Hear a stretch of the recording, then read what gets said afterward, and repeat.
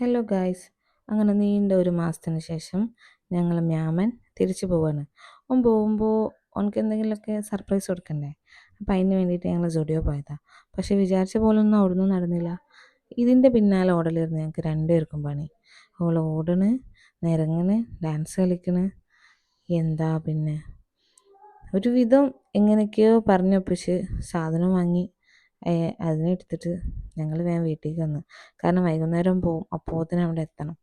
വീട്ടിൽ വന്നപ്പോൾ എത്താത്താർ നമുക്ക് കൊണ്ടുപോകാനുള്ള സാധനങ്ങളൊക്കെ പാക്ക് ചെയ്യുന്ന തിരക്കിലാണ്. കുറച്ച് സാധനങ്ങൾ കൊണ്ടുപോകണുള്ളൂ.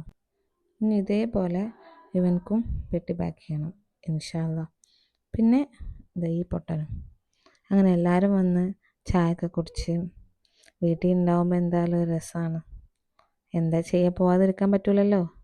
അങ്ങനെ ടാറ്റ ബൈ ബൈ പറഞ്ഞിട്ട് ഞങ്ങൾ മ്യാമൻ വീണ്ടും തിരിച്ചു പോയി ഗായ്സ്.